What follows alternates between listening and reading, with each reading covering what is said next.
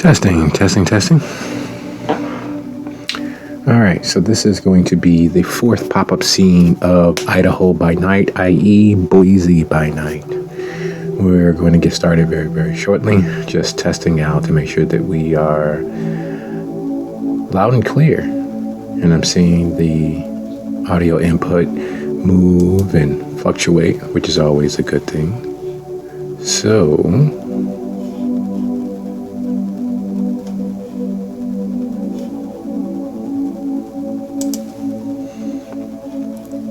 let's see. Uh-oh, got too much going. Let's go ahead and close that out.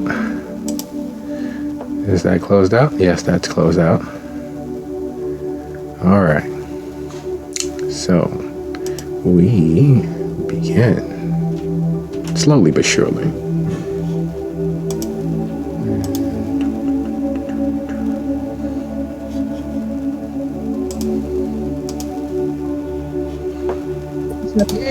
Hello. How we doing, folks? Oh, that hurt my ear. Oh, Is my volume too high for you guys? No, there's this like ping thing that rings, and it was like loud. What the hell? Oh, Okay, there we go. My ear.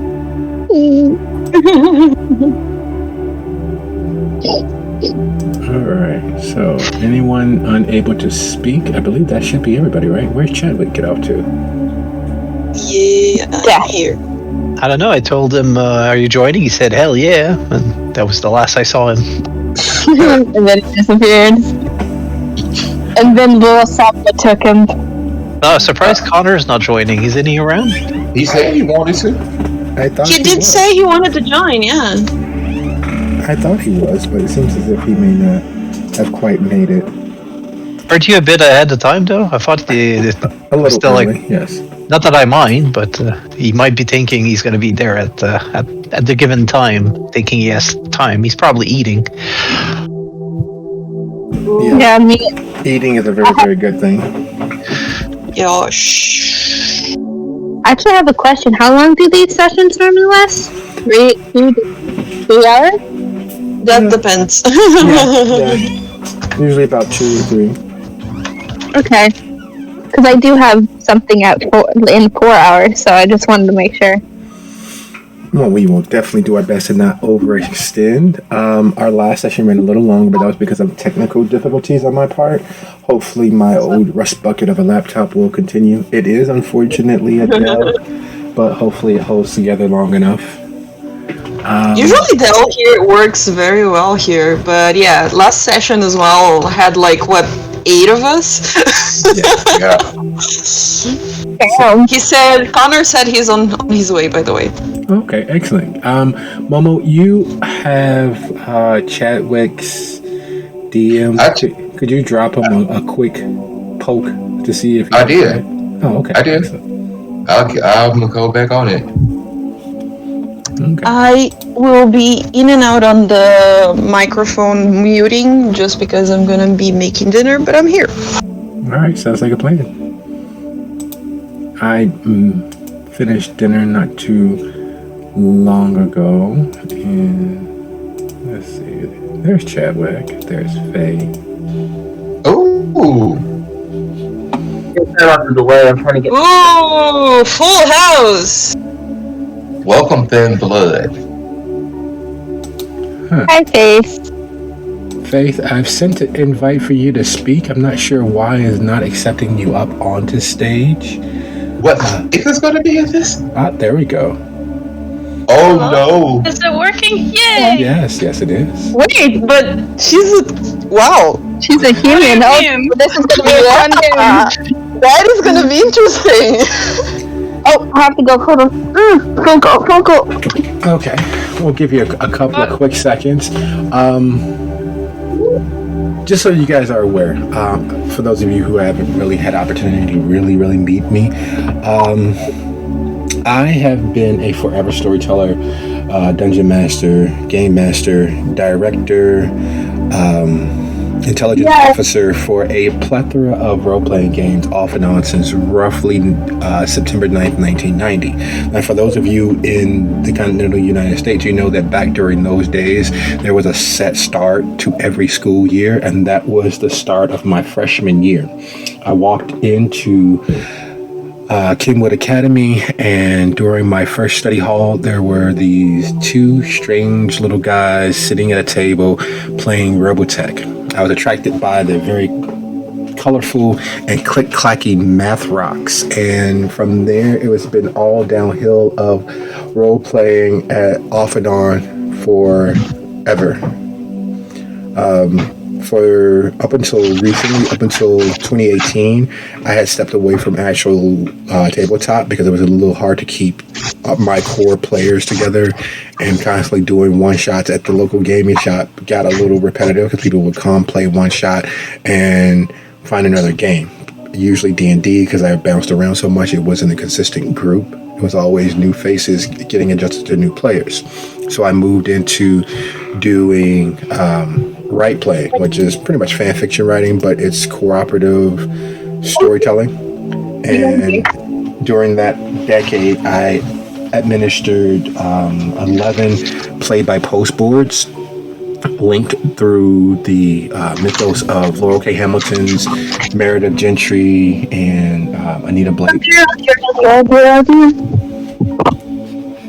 In 2018, I decided to dive back into tabletop, and it's been full guns blazing ever since. This is the fourth pop-up that I've run. They're all centering in and around a similar theme, which is the truth is right beneath your nose, and it is darker than it could ever possibly be believed to be. In our initial pop-up, Momo was the only person that managed to show up because of the timing of it, and they discovered that their contacts amongst the Boise PD, while also feeding information for her victims to her, were involved or connected with a loose base of other vigilantes who stormed a funeral parlor. The funeral parlor turned out to be the Boise central location for a cult that stretched through the white-collar world into the very low-collar one. During that instance, Mason, Aaron, Tyler, Tobias, Grayson, and a few others ended up realizing how deep the superficial levels of that cult went. There are drugs, i.e. ash, heroin-laced ash. There's a ledger of businessmen throughout the Boise area who are involved loosely. There is a network of vigilante police officers who have been chasing these cult members without realizing that, much like the Marvel Universe, it's all connected. And in the third episode, Aaron made it away from the funeral home with a urn, which they found hidden. Which I fucked up and I opened it. Mason made off with a ledger of business contacts. Grayson made off with a half a kilo of ash laced vitae. Tyler found out about the deeper reaches of the vigilantes amongst the Boise Police Department. Momo ended up with a spell book, which is a list of souls, but each of those souls are tied to a specific ritual or a specific necromantic spell of some sort, the deeper meanings of which are circulating around the fact that there is something deep, dark, and very lasting in Boise, and has always been. One of the main things people don't realize, gargoyle. Yes. One of the things many people don't realize about Boise is, one, not only is it the state capital, but for the most part, barring the northeastern regions of Boise, it is as flat can be. And while yes, it is miles above sea level, it is mostly a plateau, which enters into the mountains just to the northeast of the city. Being as it is a place where air and earth meet, it is a place of potent supernatural energies. There are several dozen religious colleges dedicated to studying various spiritual religions and facets. There are several just colleges, which is how the public is inured to a certain level of propaganda, how they're taught to be the right upstanding consumers that most Americans are. And most potently, if you all have bothered to take a quick check at the history of the play in Boise, it is also one of the few places in this red state where there's a balance between the tower and the rabble. What most people didn't pay attention to, or most people don't pay attention to in regards to the kindred of the area, is that while things are politically in balance, the anarchs hold more land, while the Camarilla is given more deference. And all the while this balance plays out on the larger scale of kindred society, there's a smaller facet. There is and always has been an area where things happen, where people go missing, where the rough violence of an inner city street meets the Wild West sense of individualism. This area in Boise has been marked as the area of the Sabbat.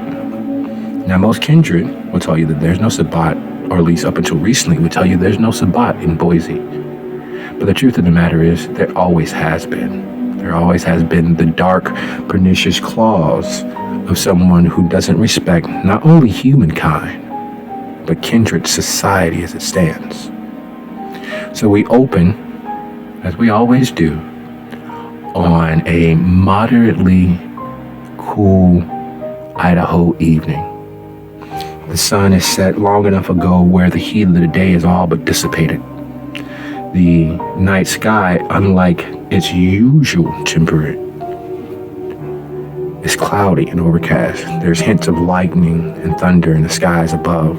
The wind gently rustles around your clothing, making you hold your coat just a little tighter, making you rethink walking down to the store or to the gas station, or even so much as running back out to your car.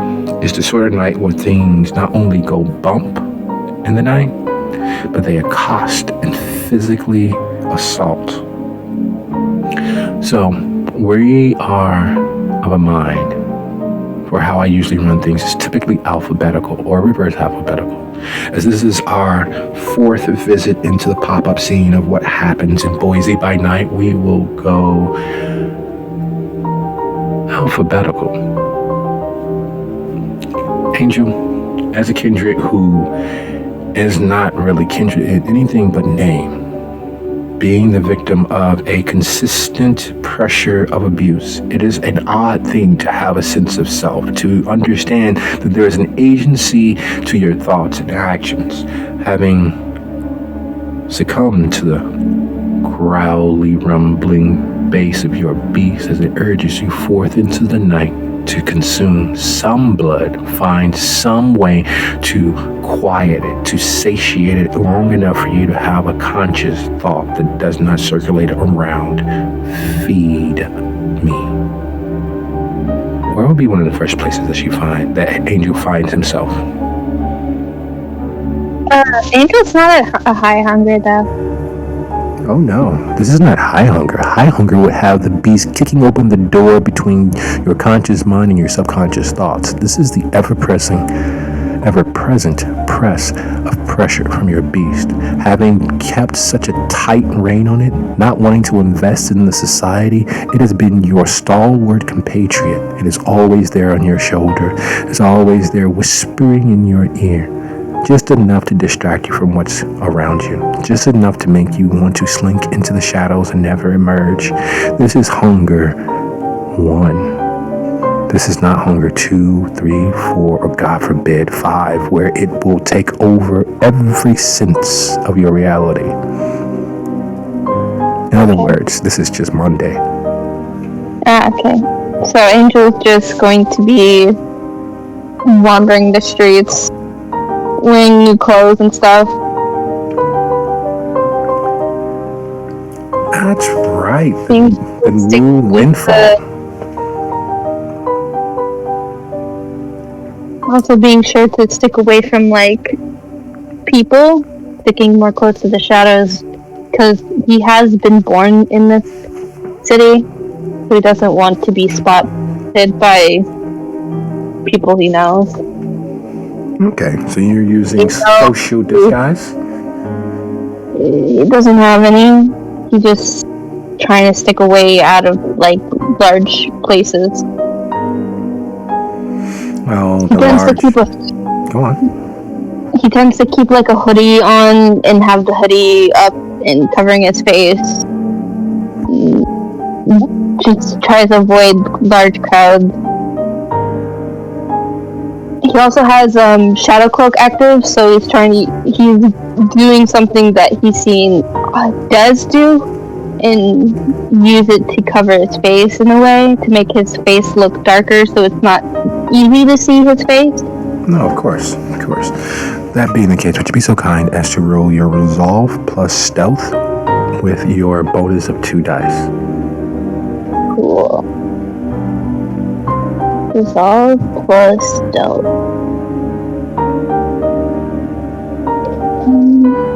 Cool.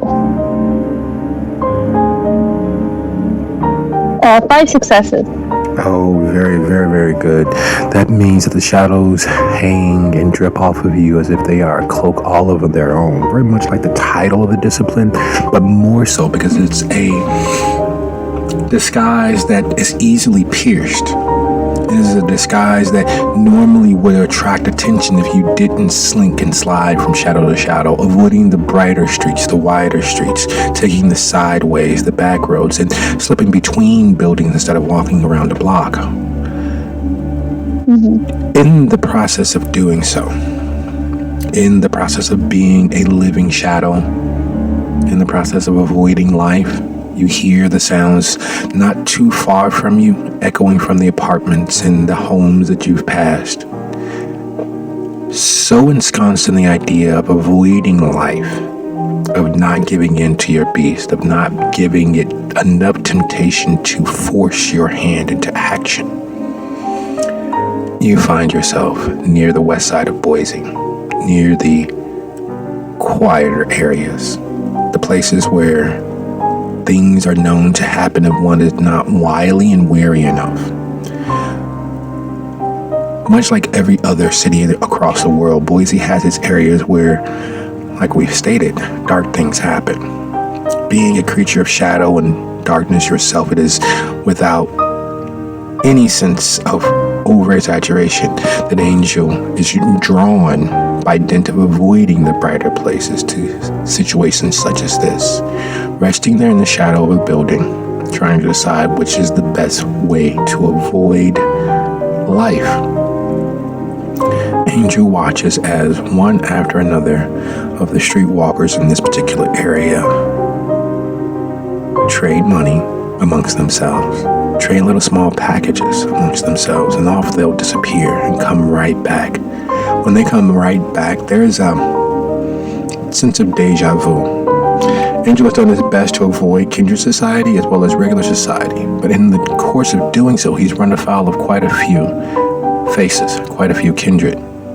And as he watches humans walk away from each other, the streetwalkers disappear off into the restroom around the corner, the porta potty, or head into the gas station, they emerge looking to all the world for Angel. Like kindred, they're haggard and drawn, their skin is pale, there's a predatory glint and glare to their eyes. The light that reflects off the street lamps nearby causes that small, thin film at the back of their eyes, usually only visible in the dead or the animalistic, to shine and glint. And you see one and then another drive off with a customer. And then another drives off with a customer. And there's more exchanging of these small little packages and more kindred growing by at the moment.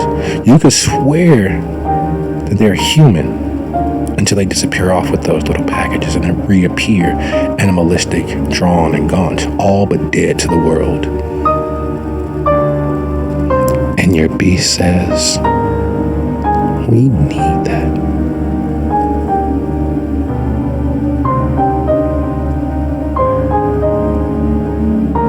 individual will leave off his sire's voice. Because that's who it sounds like to him. And just keep watching, because he's not sure he knows what's going on. He's seeing like people like drug deal shit before. He knows that this is kind of the vampire equivalent of a drug deal, but with probably blood. He's assuming, he's not sure, but he's guessing that's the case. So he's just going to keep to the shadows and watch. He doesn't want to get too close in case he gets caught and like killed. Well, he already died once. Yeah, he's not gonna die again. He's not about to like go and die again. Everyone's life here. And no more than we mentioned the idea of death, Chadwick, there's a pain that falls over you every night around this time. It's the pain that comes from flesh healing and dying even as it's healing, even as the painful mending of your flesh happens every second of every day. It gets worse when the sun goes down, when that true reality of what you are, a dead man walking, falls over you. That stench covered by Axe and Aqua de Joe, and occasionally, though you hate to admit it, a few pine tree car scent diffusers hung about you underneath your clothing. It burns a little because there's chemical in it that causes it to release such a powerful scent, but even that is nothing compared to there's a craving and a crawling of the skin that is unlike anything else you ever feel. It's a constant, it's a partner in your life, but it gets worse when the sun goes down. It's like that crawling takes on a life of its own as the skin heals and dies, even as it's healing, over and over.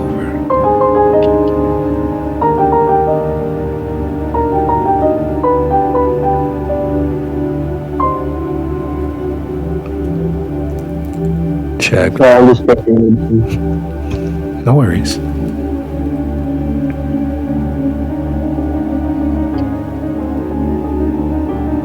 Alright.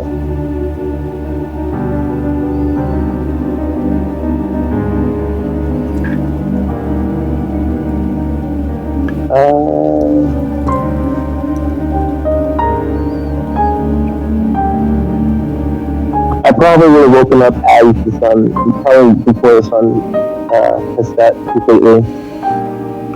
Yes, the gloaming, the time of day where you can think a little clearer, where the pain isn't nearly as bad, where the night isn't filled with the ghosts of the past, where the sounds of your memories bombard you as you try to take away or step away mentally from the constant pain of being a dead man walking.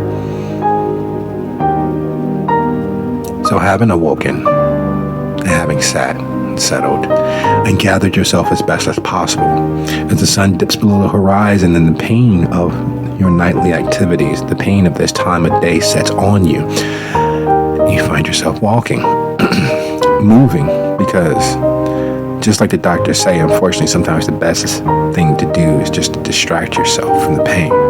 That means lots of walking. Now, you could easily decide to go visit Hecate's. You can easily decide to go scrounge up a friend or an associate at that spooky out-of-the-way bookstore. After all, you're more than sure that Momo may be up and moving. However,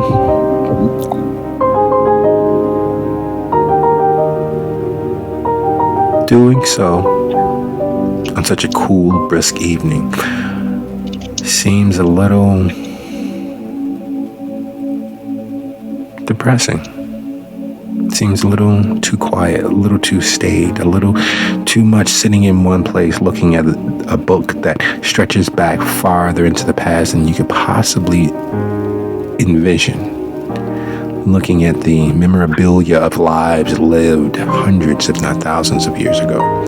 Studying text and apocryphal from farther in the past than any kindred, any human has any right to actually be aware of.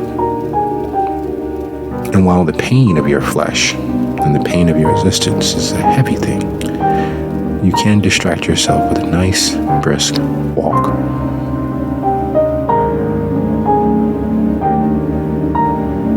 I light a cigarette as I walk out the door. The cigarette is also to cover up my smell. While the body spray helps up close, a part of me feels like there's always that extra bit of stink just emanating farther out. And the cigarette is just some would say feeble attempt to cover the distance. It is. And most average people in this day and age are too polite to do anything more than breathe through their mouth and take a few paces away from you, or do their best to vacate the premises as quickly as socially possible. However, outside in the wide open, not many more things than the animals that draw too close actually pay any real attention. You've seen a few people stop and check their shoe. You've seen a few people check behind their pets as they've passed you, but it's never anything like, "Hey buddy, you stink!" It's nothing like that. You don't have people screaming and pointing, or worse yet, pointing and laughing. Just the discomfort of being surrounded and engrossed by a scent that you know at the back of your mind, but you can't place. Because unfortunately, it's not that you stink, which you do. It's the fact that the scent emanating from Chadwick is the scent of death.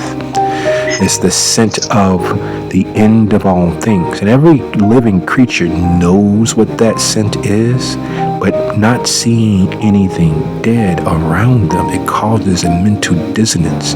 It causes a discomfiture of thought as the little lizard portion of their brain screams and yells at them to vacate because there's something dead near at hand. But their conscious mind doesn't see anything, doesn't see any danger, doesn't see any reason why that scent should be triggering them. And so Chadwick finds himself near the western portion of Boise, in the areas of the city where such things are less frowned on. Within the last 6 weeks, there have been 14 disappearances of locals. There have been 16 attacks, 23 robberies, and 45 instances where crimes have happened that no one has ever bothered to mention a word of. It's the sort of area where the cost of life is cheap. It's also the sort of area where not looking, smelling, or seeming to be right is glossed over. It's not about whether you're alive or dead at this point. It's the biggest predator. So you find yourself stretching your legs, and you watch as you cross the street several lovely people of various heights, weights, sizes, and sexes visit the corner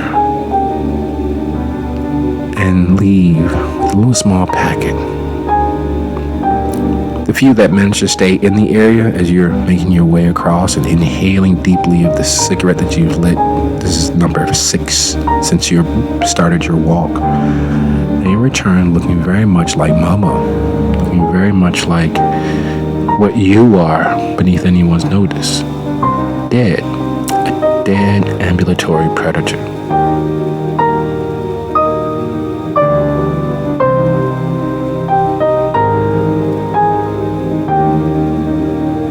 Did you say I see another flavor? Yes. Almost everyone who picks up that package from the gentleman across the street, the gentleman who has a nearly full leg cast on, disappears into the alley behind him, into the porta potty, or disappears down the half a block away to the gas station. When they emerge, they very much seem as if they are what you are. They seem as if they are anything but living. They seem very much as if they are kindred. There's a animalistic wariness to them. There's not quite of a hunch or stalking that they present, but you know a predator when you see one. You know a kindred when you see one. And if you were to put your money on anything, it is that they approached the dealer alive.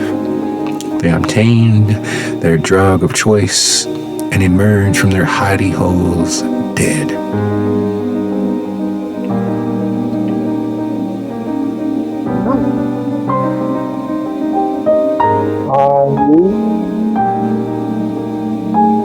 You what to intercept the vehicle while they're leaving, but wait long enough that we can I'm sorry, but it sounded as you swallowed your mic a little bit there. It was a little garbled. Yeah, you're really muffled for me here. Oh, hi man. I'll leave my phone. He's using his phone.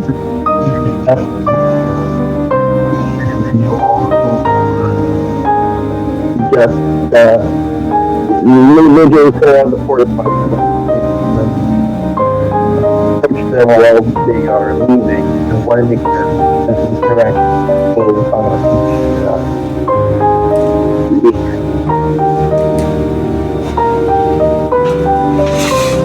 All right, I'm going to try to guess. You let me know if I'm right, because again, that was a little garbled, a little staticky this time. But what I picked up, what I am intuiting, is you're watching them enter into the porta potty, and you're trying to intercept them upon them leaving, or upon them entering. Oh, okay. Once they're leaving. So it's not So we hard. told her that the warm done whatever.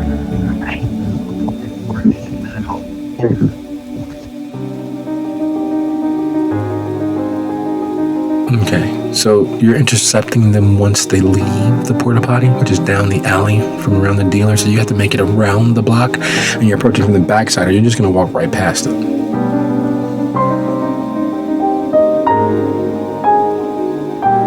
You know what? I'm just gonna walk past. Okay, so you're going to walk to the dealer and then move past them towards the alley where everyone's entering in to the porta potty. Sometimes in pairs, but usually singly. But as you make your approach and you just take a step off the sidewalk, we shift our gaze to Connor. Connor, there's a lot of thought that you've put into your library, a lot of thought you've put into the business, becoming something of a minor pillar in your local area. It's a place where, you know, the coolness of the library is a thing of the past. Most people that visit libraries do so because they have to or they have no other option. However, your library not being a public library, not supported by the state, not directly controlled by the city, has the sort of services, books, and materia that you can't usually find at a public library. However, because it is not as well supported, there are certain areas that you're lacking. No self-help to really speak of, no architecture, no kids' quest magazines, none of the usual sort of things one would find in a library. That gives you far more opportunity to stock your shelves with esoterica. Small things that you can easily find, as well as deeper things that open the mind. The evening being what it is, the midpoint of October, as everyone moves towards All Saints' Day, Hallows Eve. It is a potent, magical time. Being inside, while great and wonderful, let's just call it what it is. Having a library that is dedicated to the less traveled paths of learning means you rub elbows with the crazy, the insane, the barely contained lunatic fringe. They come in, they plop down for hours on end, they read, and you've even caught one or two attempting to highlight pages inside the manuscripts and texts that you've scoured years to obtain. You just can't take it anymore. You need some air. You need to rethink what your business will be.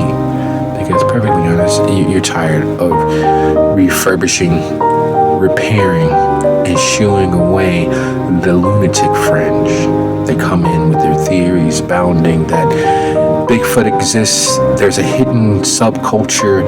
There is a network of tunnels that house crocodiles and alligators, and you've even heard some mention there's a rhinoceros beneath the city. Or worse yet, the people that come in off the mountain from the various camps, the various communes who come into the city because they've heard that there is a bookstore, a library that, well, yeah, it gets a little tedious, gets a little tiring. And the beast, being what it is, your darker impulses given form, is urging you to take their lives. Take all of their lives. No one would miss them anyway. And people that would miss them are just as crazy. You could have an unending line of fatted calves at your disposal.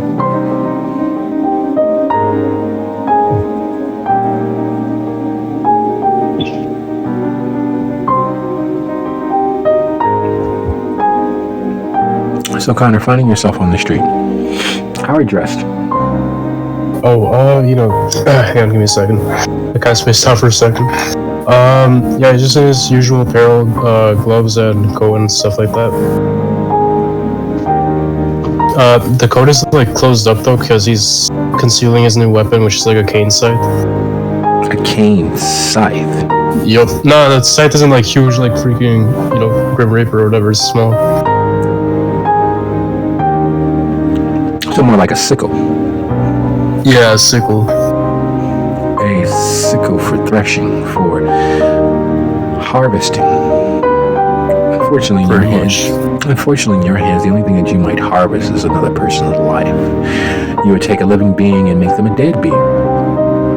But all things being equal, some people deserve to die. And that's one of the things that you are escaping by leaving your library this evening. There are certain people that deserve to die.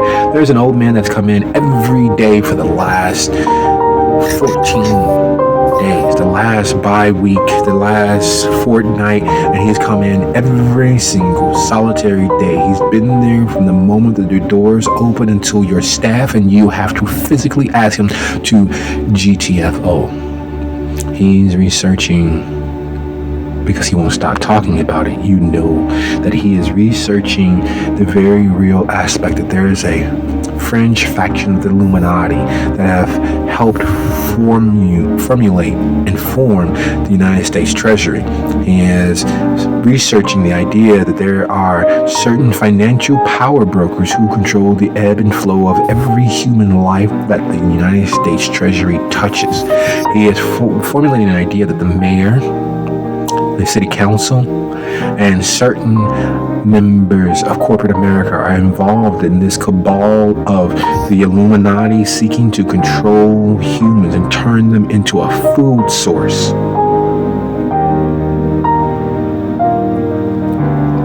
And Connor knows that no one will know that he's missing.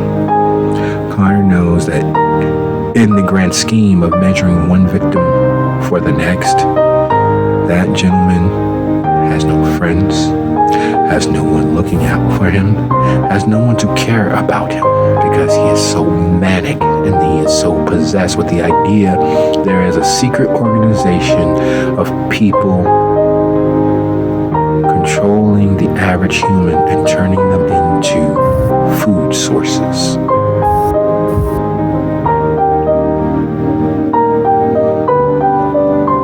Finding himself on the street, Connor traipses to and fro, ranging like a cat behind bars.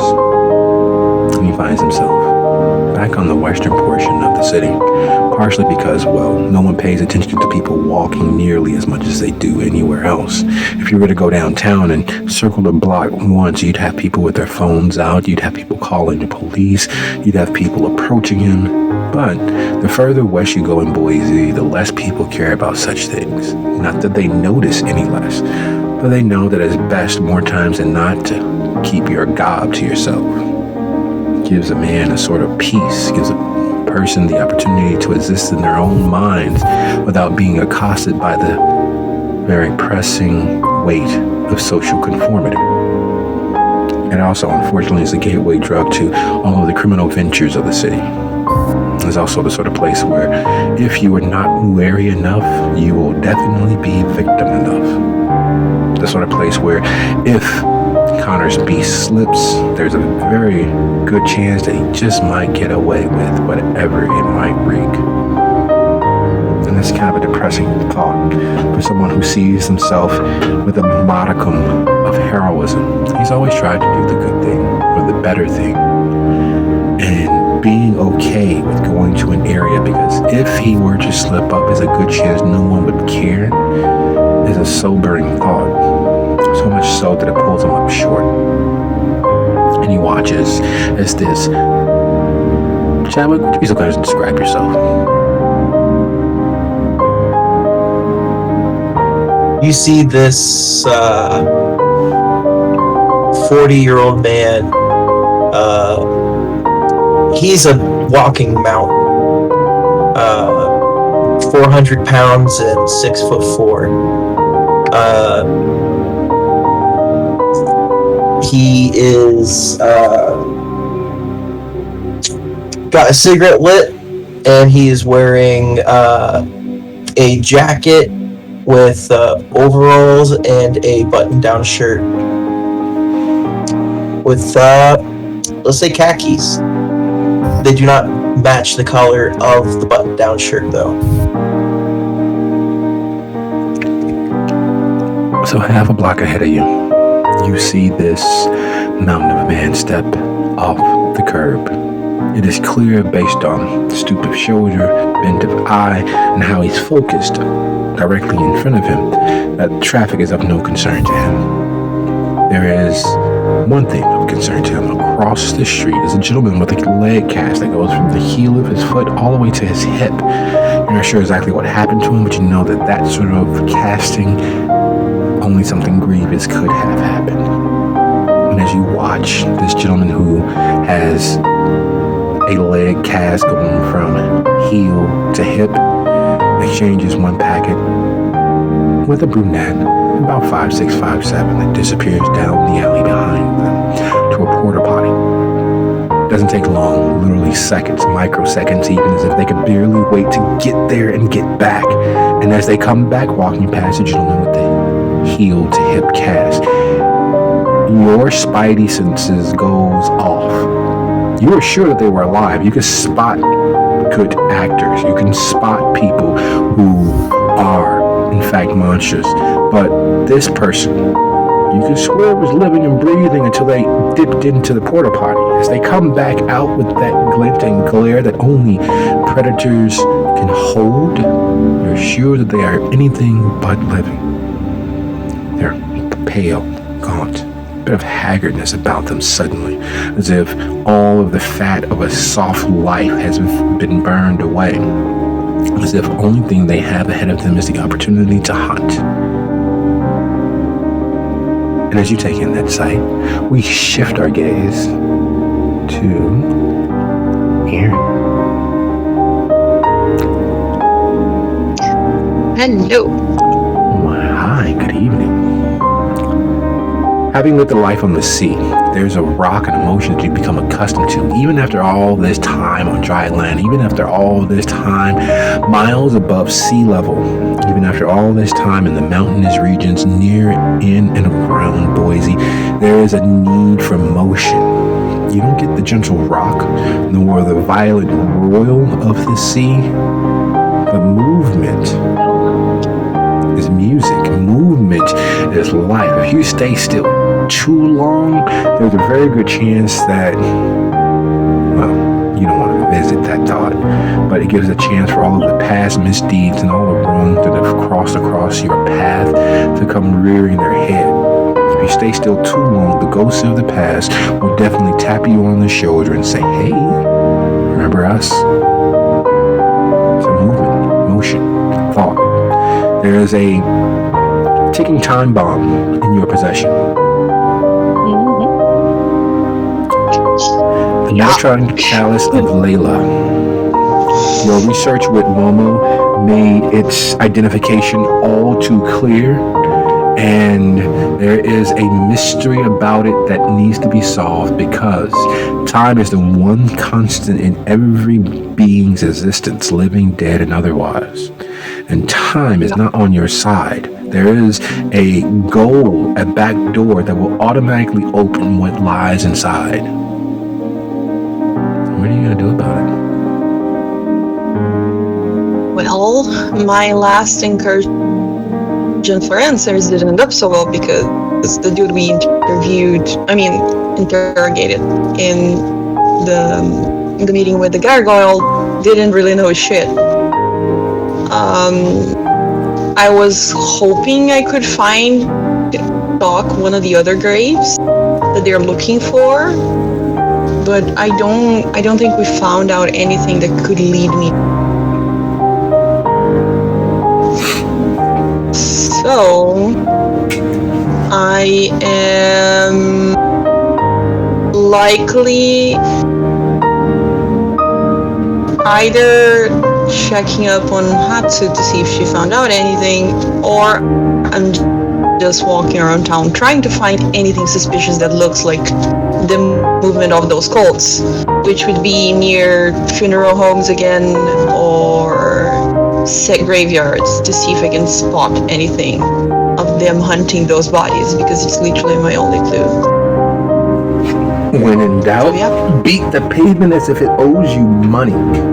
Not being an investigator naturally, Aaron has a certain direct and forthrightness about how they choose to attack this problem. Because it is a problem. It is a growing, exponentially bad problem. It is a bad problem. So finding yourself on the street, you find yourself near the funeral home. It is boarded up and shuttered. There's no movement or lights inside, and it's clear that some construction company has been working on the property. All the same, you find yourself moving slightly west of the funeral home. Now, you've met Connor. He cuts quite a dashing figure. Not as dashing as Tyler, not even as dashing as Mason, but he does dress with a certain style, a certain savoir-faire that you find easily identifiable. Connor is heading south down the block towards where you are. You are about 3 paces from this patch of inky darkness that just seems to go on forever. Ahead of you, between you and where Connor is a mountain of a man who looks scabrous and as old as life itself, stepping off the curb, ignoring the car speeding past him, a cigarette hanging from his lips as he lights another, and is focused on moving across traffic towards, and you follow where he's moving. And you see the gentleman that was dropped by the paramedics outside the funeral home when you, Mason, and Momo were there storming Normandy. He's standing dressed like a reject from a Blade movie, long black trench coat. The only thing that throws off the look and makes it even more mildly hilarious is that from his heel to his hip is a walking cast that immobilizes the entirety of his leg. And he is clearly doing brisk business as you see him slip away a wad of cash. So thick it makes him seem as if he has hips when he puts it back into his pocket. Though as he slips the cash away, he hands off a small bag, roughly 2 by 3 inches, to one of the people gathering around him, milling about him. They disappear down the alley. And as they disappear down the alley, the mountain of man is nearly halfway across the street. Being as skilled as Aaron is, there's a certain knowledge that comes without even thinking about it. There's a certain weariness that pops into her head. And as she watches the mountain of a man, she watches Connor sliding along the sidewalk towards her.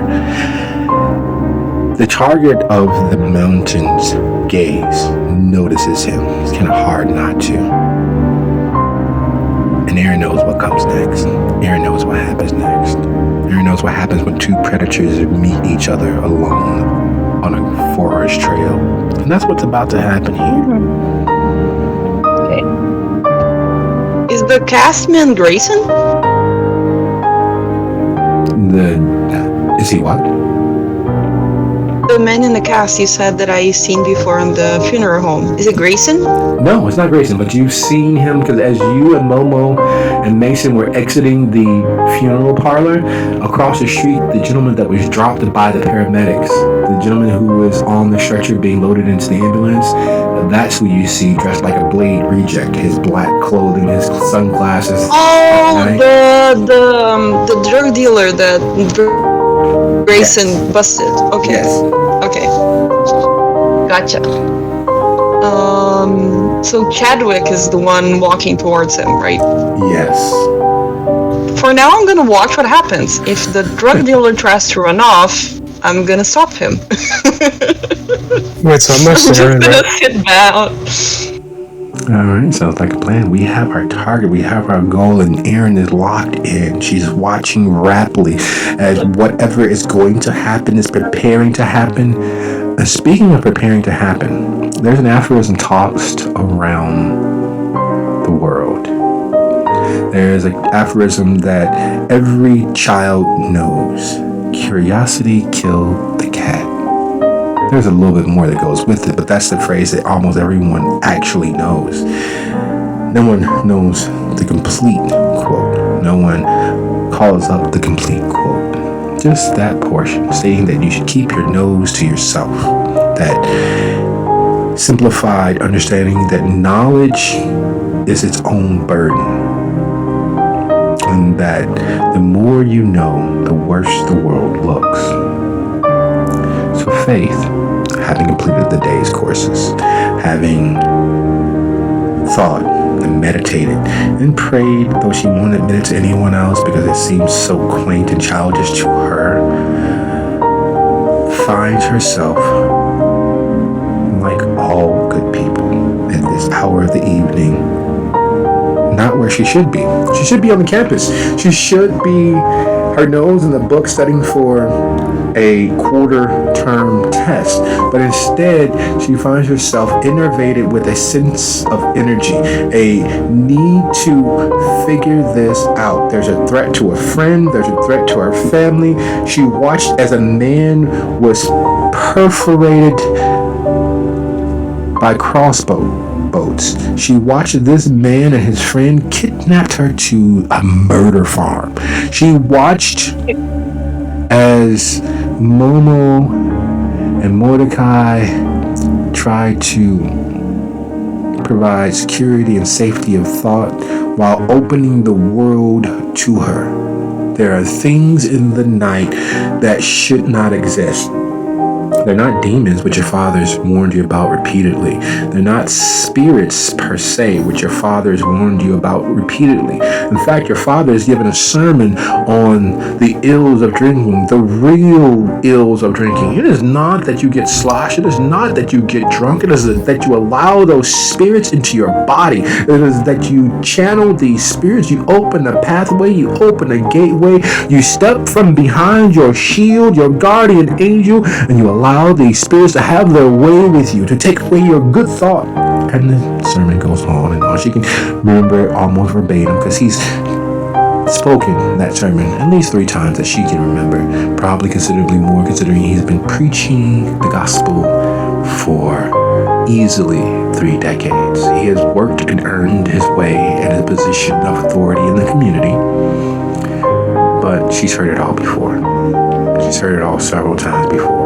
And so she knows or believes that that's not the entirety of the truth. And she knows now that it is such a small portion or small sliver of the truth as to be almost laughable. Except that praying on the matter today gave her a sense of calm that nothing else has.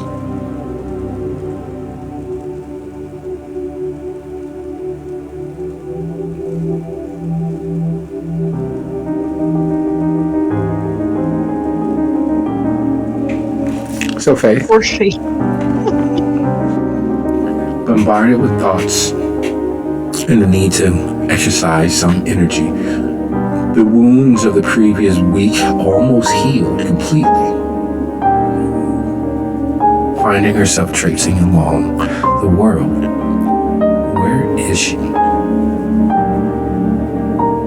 Faith has just finished a very, very long shift at the local hospital. It's an evening shift. It's the worst shift because every bus, every convenience of getting home is closed, or it only goes every 2 hours, and it never coincides with the end of the shift, because why wouldn't it? Why would it? That would be way too easy. So now she's walking. She's been praying, she's been thinking, she's been waiting. Maybe she could just wait another hour for the bus to arrive and she could take it back to campus, but she doesn't feel like it. She can't just go back. Every time she turns around, she thinks she sees something. Every time she's read anything, the reality that nothing is what it should be comes back to her. The fact that she's been in this hospital seeing these people that have been drained for blood and knowing now what that might mean. It's a lot. And she finds herself walking, deciding that, you know what? No. I can't just sit here. I can't just think. I need to move. I need to get out there. I need to do something. Anything. I'll go back to Hecate's. I need to do something. So currently she's walking with her wool jacket clutched around her. It's pretty chilly and she's not very good with cold, but right now she's walking in a pretty high tempo. Normally she'd have earbuds in, but it doesn't feel safe. Oh, and definitely not safe. The hospital, much like Faith, has been wary of, and she's been mildly watching, keeping what little distance she can from the reality of it. There has been an increasing uptick in those professional and amateur sex workers coming in with anemia. There has been an uptick in the number of police officers who come in wounded on duties, and she finds herself walking on this cool, brisk Idaho evening and nearly comes out of her skin as the hand on her shoulder appears as if out of nowhere. She just looked over her shoulder no more than 15-20 seconds ago, and yet there's someone right there, his hand large and strong. Dude, get off me! Hey, calm the fuck down, relax. Sorry. Are you okay? Can I help you? No, it's... You scared the daylights out of me. It's Steven. He's the rotation nurse head. He's a great guy on the surface. There's something always too manic about the way that he watches people. There's something too forced about his smiles. And one like Faith has watched him out of the corner of her eye, just being near him. You realize that, yeah, he really is a nice person. He really does care. But there's just something off about him. God, you nearly caused my heart to stop. Look, I kind of noticed you walking ahead of me, so I didn't think, being as you were going this way and I'm going this way, that we should be going this way separately. I didn't know you were, working at this shift. I just noticed. I really hadn't been paying attention, but, if we're both going this way, we might as well walk together. There's strength in numbers.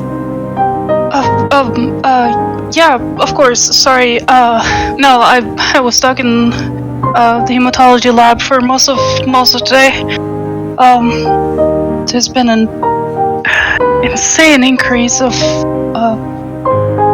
blood work. We had 52 samples today, just in the last couple hours. Oh yeah, all those vampires that come out around this time.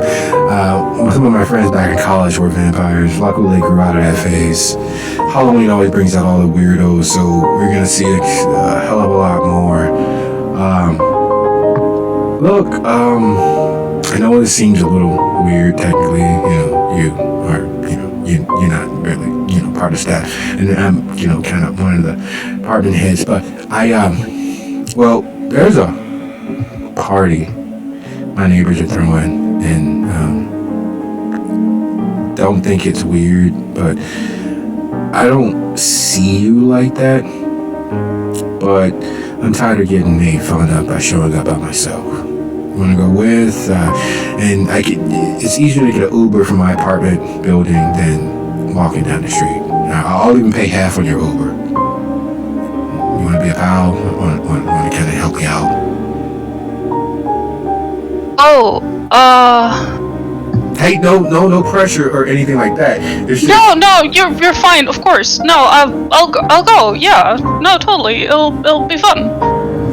Yeah. They're pretty nice. I'm just kind of the butt of their jokes because, I work too many hours. You know how hard it is to meet somebody, and especially meet someone, a handsome guy. It's really difficult. So, if I show up not by myself, at least they'll have somebody interesting to kind of target, and I get to just kind of be at the party and enjoy the ambiance without having to, you know how it is. You have friends, right? I don't think I have a costume though. No, it'll be fine. We're going as our disguises are fully functioning adults. Yeah. We could be homicidal maniacs who look like everybody else.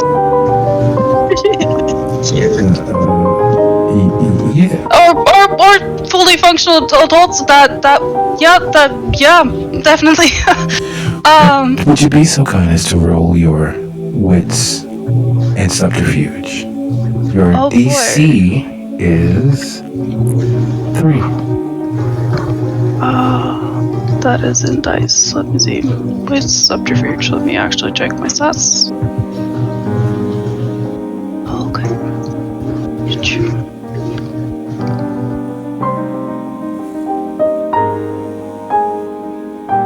That's 2 successes. Oh, that pause. There's never been anything more pregnant that you've witnessed ever. This is clearly your mother in the end of the 3rd trimester, giving birth to quintuplets pregnant. That pause was as telling as could be. That pause when mentioning psychopaths who masquerade as humans, there was a dawning of recognition and then a quick shake that no, there couldn't be any way. Yeah, no, that's fine. Actually, I'm not too far. It's like 2 blocks this way. And he begins to move without reaching out to touch you. But it's clear that he's like, hey, this way. Yeah, no, let's, Faith is gonna just send, her boyfriend a message on her phone and say who she's with and where she's going. She's gonna do that to her best friend as well because she's not an idiot. And this just got a little bit uncomfortable, but I'm just probably fine. I mean, he's just kind of my boss, right? He could, yeah. So she's just gonna take up her phone and she's gonna make a little bit of a point to be like, could I just have your address so I could text my friend where I'm going so she doesn't worry about me. I said I was on my way home. We share a dorm. Oh, yeah, no problem. And he rattles off an address that is, just about 2 blocks from where you are. And it's also, unfortunately, how new to Boise is Faith?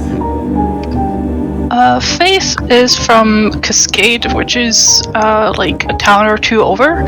She's just been here a while. She's also studied here for almost 3 years, so she's not unfamiliar with this place. She is a wow. Well, in that case, being a third-year college student, she knows where most of the parties happen. There's been invites here and there, good clubs that have opened, little small places, and areas that you are told to never go into by yourself. That's where you are, smack dab in the middle of. Yeah, no, that checks out. This is yeah, it's probably fine. Oh, perfectly Maybe. silky smooth. As you round the corner, you know those nightmares that you wake up to? Like, you can't tell the details of the nightmare, but you know that you were having the worst dream ever. You round the corner, and coming towards you is the devil himself. Connor is a block and a half ahead of you. He's coming in your direction. It's clearly he's here for you. Faith completely freezes, and she starts shaking. Her hands are balling into fist. What was his name again? Steven? Yes. Hey, you alright? Hey, it's not that far. I'm literally that building right there, and he points across the street. There's an alley between two industrial styled building, red brick windows far larger than they need to be, interlaced with steel work in between them, and the sort of places where if you didn't know someone there, you would do everything you could to avoid them. Standing in the alley between the two buildings is a man that looks ill-suited to be anywhere except for some goth club with glow sticks twirling about his head, his sunglasses reflecting the light, and him thinking himself far cooler than he actually is. If not for the fact that from heel to toe he is wearing a cast, and in the middle of the street is a walking bear masquerading as a man.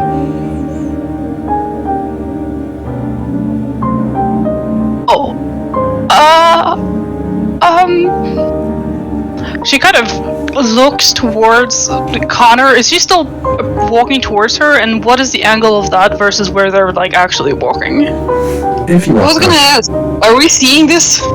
Yes, they're actually over your shoulder by about a half a block. Connor's on the opposite end, moving south towards you all.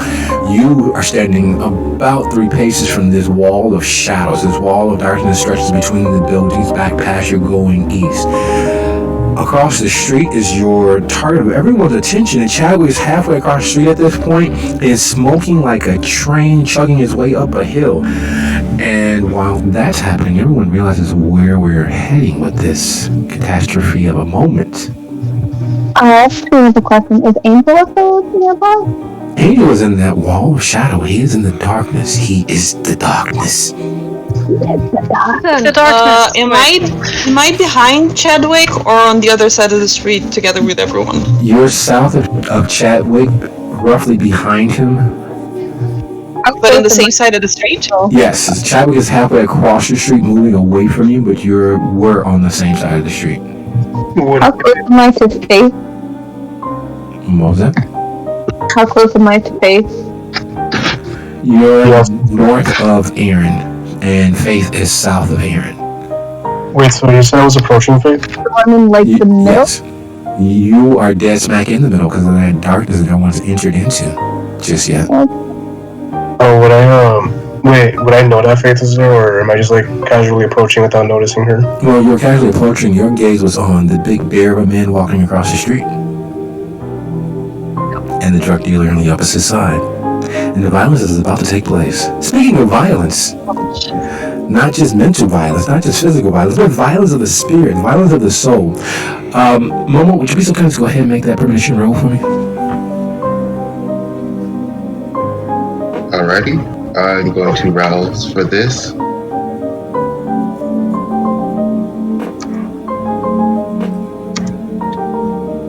Yeah, of course I would. Well now.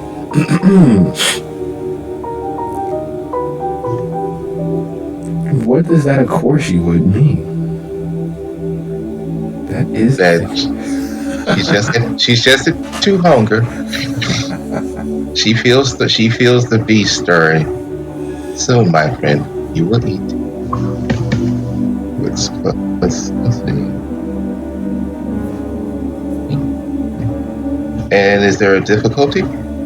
Oh, yes, always a difficulty. Get as high as you possibly can for more clarity. Okay, the difficulty is you didn't. Yeah, you're high. Whatever you can get, as high as you can get. Trust me, you want higher the better. You're contesting fate. The hands of fate are literally strangling you awake. With 5 successes, there's no need for parable descriptions. There's no need for anything fanciful. Fate literally smacks you in the face. The city awash in a powder that turns everything it touches into living, walking zombies. Those zombies being directed and controlled by the men and women in the green and gold. Those men and women in green and gold being controlled by a fat, red-haired vampire who sounds like Shrek when drunk. You can hear his voice. We have the clan dancer rule this place, and it's time for you, Giovanni, to move about the world. And he sounds absolutely 100% as stereotypically drunk as people believe most Irishmen are. But what he's drunk on is power.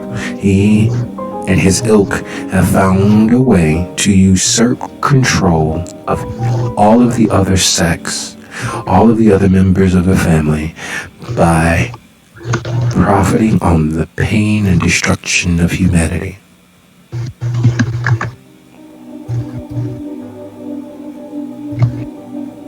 Well, after Hatsumomo come out of her trance from having the premonition, she's going to grab a snack while she contemplates on what she just saw and what it could mean.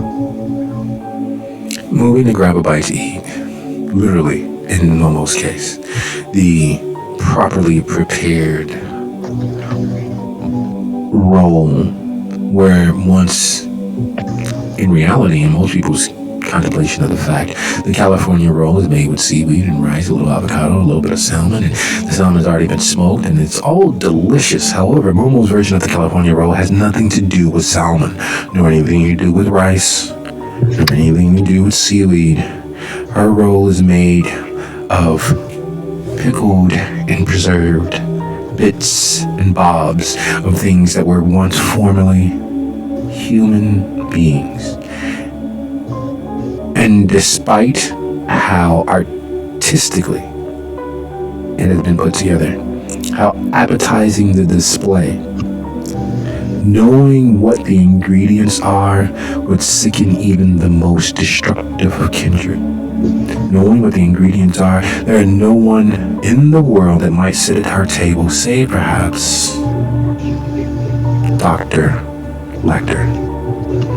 But all the same, having properly prepared her meal, having preserved it correctly, and having dined with heads of states, it looks delicious. It looks all the more appetizing because it is something forbidden for the average person.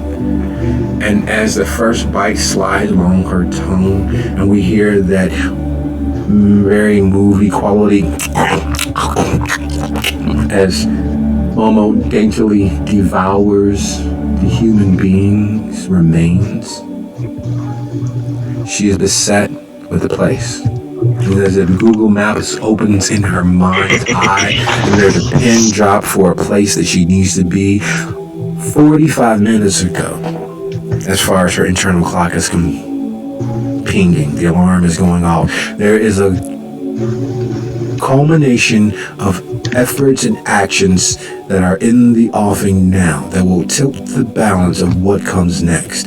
And she needs to be there because there are few in the world, few in the city, and fewer still who care to avert the destruction that is about to befall Boise.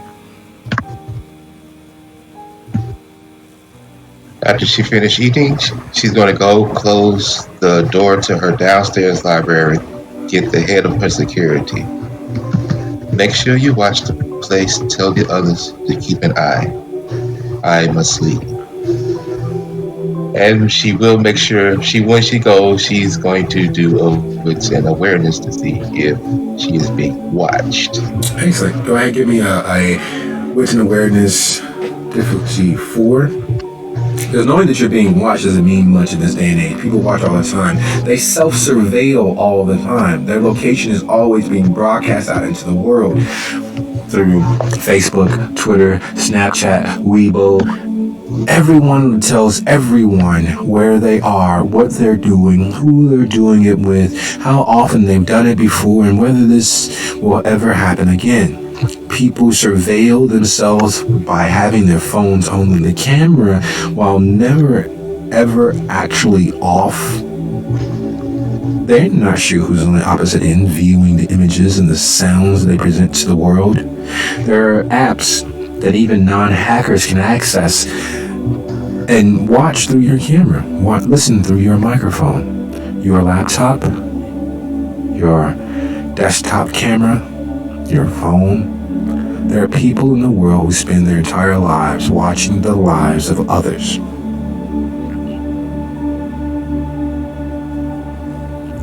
And Momo has entered into this world. She always was part of the surveillance net.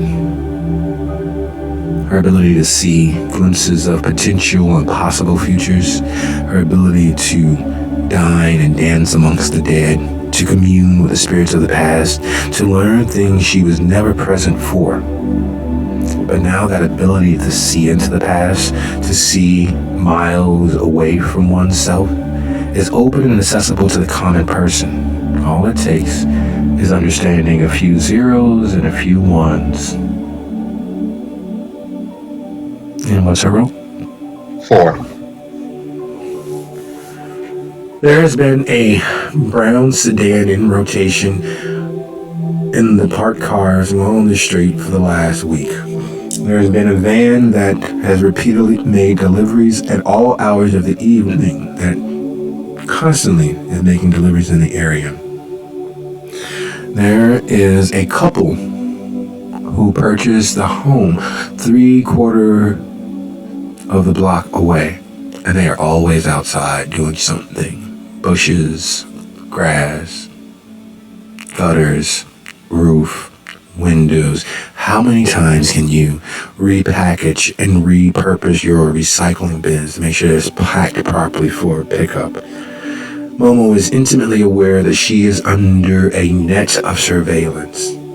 Her specifically not so much, but Hecate's is definitely a place of interest for people who have connections with God knows how many different alphabet organizations. And they're out in full force tonight. The woman of the couple down the block waves from 3/4 of a block away, and her shrill voice can be heard echoing off the stones, grating Momo's nerves. There's nothing like being watched against all common sense and your sense of decency. Their attention on Hecate's is, in Momo's understanding, undeserved. But in reality, who's to say?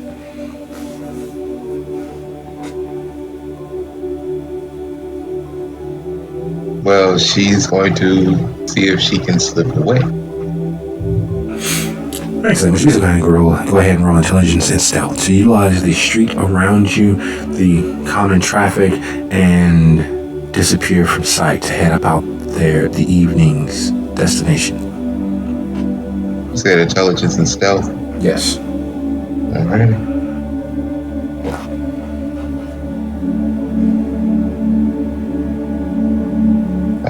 Bump it. I'm going to rouse for this.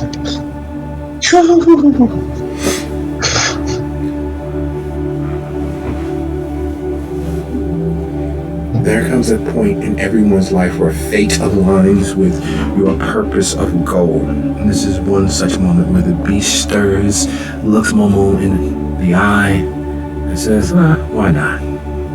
Hey, look at that. He's dead. Difficulty 4, right? Yes. Okay. It's Oh no no! face helping Momo out. Jesus Christ, it got worse. Oh well, that's what we about. No, not worse at all. Putting forth the effort, the extra effort, timing it so that there's a passing vehicle for Momo to sneak to the curb and then back past Hecate's, disarms their focus, has them thrown off pace. They're clearly looking for her, but they don't know exactly where she's gone. Momo slips away, becoming as close to a shadow as she might ever hope to be. At least that's what Momo understands. In the world around her, that subject is moving southwest down the alley. We're gonna just send another unit to trail. Yeah, that may be the person. Yeah, more likely. While Momo understands that she's perfectly slipped away. No one is on her trail. No one is following her. The woman down the block who waved in her shrill voice, "Hey!" hasn't bothered to cross over to hold a conversation with her. The delivery van is still there when she slips past the building. And that stupid brown sedan is still there, parked. None of the watchers that she noticed have broken off to trail her. She is away. She's ghost. She's going. Yeah, go on. No, she's going to where the vision took her. Oh, yes, that place. That pin drop of a location. She knows that it's about a block and a half from where the Twizik funeral home was. She knows that it is well within the center of all of that necromantic energies of those departed souls, of those lost and damned who have yet to lay down into the dirt. She knows that it is on that side of town where bad things happen to not only bad people, but every person that enters and is unwary. She knows that it is in that area, like most epidemics, like most crimes, like most plagues, like most societal issues, begins in the cracks where people forget people, where sex work, drug dealing, violent crimes, not so violent crimes that are destructive to property, things that destroy and erode the common good. It's in those places where the ills of society are allowed to fester and foster, growing like mushrooms in the dark. And that's where she's headed. She's headed to the heart of such an area, the forgotten portions of the city. And there's the problem with Boise that many of the city planners will never address. In other cities, New York, Chicago, hell, even Los Angeles, there is a difference in architecture. There's a difference in strata of vehicle. There's a difference in public works to denote the areas where one is more than likely going to become a statistic. That doesn't exist in Boise. The streets are well kept. The street lamps are well repaired. The cars, you will more than likely see at least one or two Teslas in those problem areas. It gives a false sense that everything is right with the world as if everything is upkept, but allows the professional and amateur sex workers to blend into the fabric of society. It allows the criminals to move about freely. It allows the drug dealers to be someone's neighbor. It is the unenviable pleasure of being in Boise that everything looks similar enough that it would take the most wary of eye to denote which areas one should not visit. Hiding in plain sight, looking exactly like one would expect a well-furnished and well-cared-for city to look.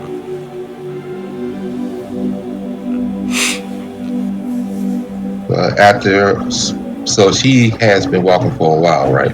Yes. Okay. Yeah, is it cool if she made another wits and awareness? Yes. Yes, indeed. Open roll. Roll as high as you possibly can.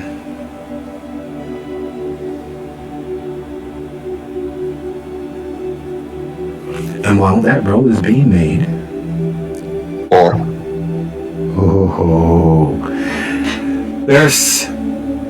There are moments in time when Truth is 100% stranger than fiction.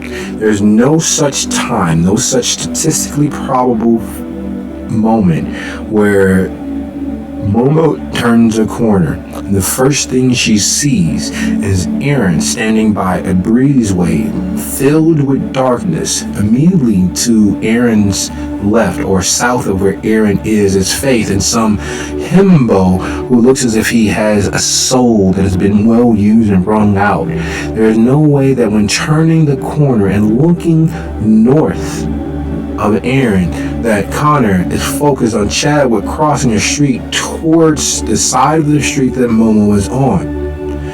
That just doesn't fucking happen. Yet lo and behold, that's exactly what's happening.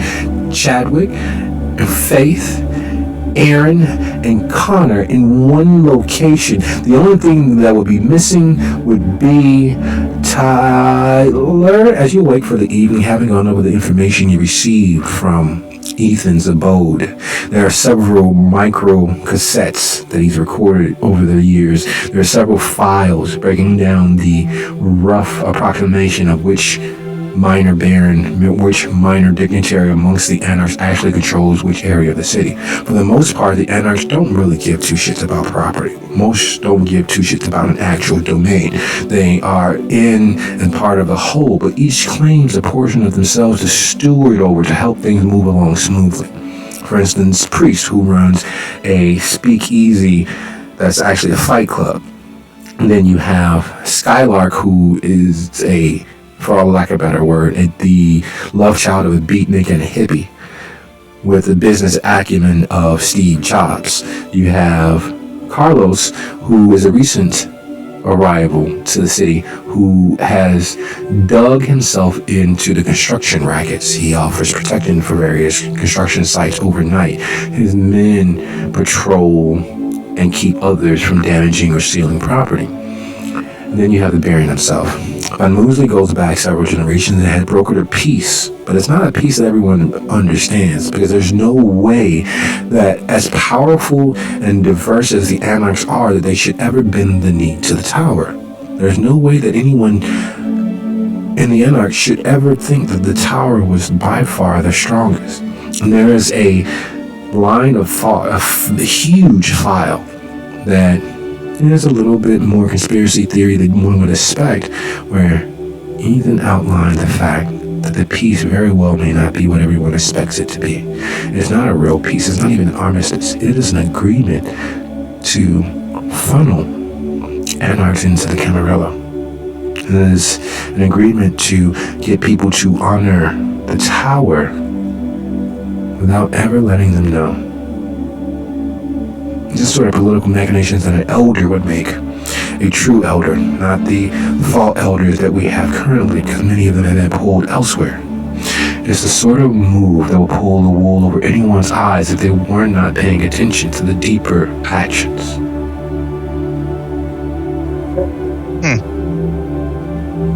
All right. What was the first name? Skylar was the business guy? Yeah. The guy running the fight club. Yeah, Priest. Priest, alright. Priest Fight Club is about 3 blocks from the Twizik Funeral Home. It's one of the many areas that there are breakdowns of the schematics, the breakdown of how they're still in business when there's only officially 1 or 2 funerals done per month, but they're always busy. Their crematorium, the oven of which they destroy corpses, is always in activity. There's always trucks upon truckloads of deliveries being made, usually supplies from what he can find, what he could have found out at that time, but it still doesn't add up. No one runs a business designed to fail, let alone for a business that's been in existence for at least 70 years. Just doesn't add up. It just doesn't seem right. Right. I'm assuming Tyler still has his harm compulsion from earlier? Oh, yes. Alright. So, Tyler's not in a good mood tonight at all. He just barely got away from Claudine, and that pisses him off. He thought it was better than that now. He thought it was stronger. And he's thinking if he has to be Reeve, Honor Ethan, he needs to be better than this. And finding out that apparently the Baron is just trying to run the Anarch as a Camarilla Light, you could say. It's not making him any happier right now. I mean, he more or less just fucked up his entire life to join the movement. Yes. And Claudine turned him into putty. She made him share things he didn't want to share, things he wanted to keep to himself, process. How dare she, really? Yeah. He doesn't want to go back to Aaron, go back home like this. He needs to vent some steam. He needs to hurt someone, break something. So, he needs to clear his head. He's gonna go on a walk. Maybe check out that funeral home that never seems to stop running. But he's not so much interested in finding secrets right now. When he was sitting on the bench, Claudine told him that it was dangerous to be out at night, and he told her he usually was the reason why it was dangerous. He's gonna try and prove a point right now. Oh, that point is very easy.